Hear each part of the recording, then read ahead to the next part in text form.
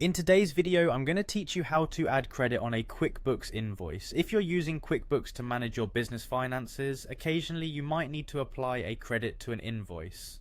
This could be due to a variety of reasons like customer returns, discounts, or simply rectifying a previous billing error. It's essential to handle this correctly within QuickBooks to maintain accurate financial records. Let's walk you through the process of how to do this efficiently. To start, you'll need to navigate to QuickBooks Online. If you haven't logged in already, head over to the top right corner of the web page where you'll find the sign in option. A quick reminder to have your login credentials ready, as you'll need your email and password to gain access.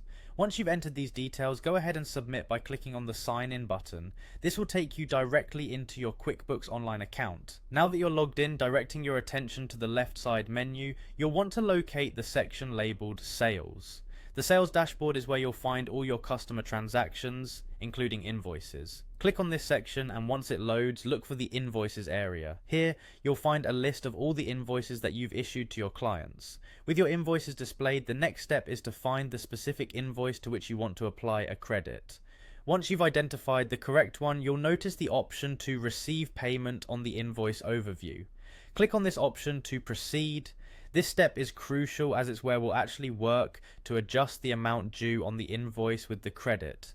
Here's a little tip. When you're receiving a payment or applying a credit, QuickBooks gives you the choice to decide where this payment will be deposited. It's essential to select undeposited funds under the Deposit To field. This option helps you effectively manage your pending transactions before they're assigned to a specific bank account in your books. By doing this, you ensure that funds like these credits are accurately recorded in transit before they hit your main accounts. At this point, it's time to add your credit memo. This is situated towards the bottom of the Receive Payment screen. Enter the details that correspond to the credit you're applying, including the correct memo, ensures your records stay meticulously organized, and helps future auditing or tracking of payments and credits. Double check everything for accuracy to avoid any discrepancies down the line. Once you're satisfied with all your entries, you'll want to finalize the process. This step involves clicking on the Save and Send button. This function will not only save the adjustments you've made, but also allows you to send an updated invoice or payment receipt directly to your customer.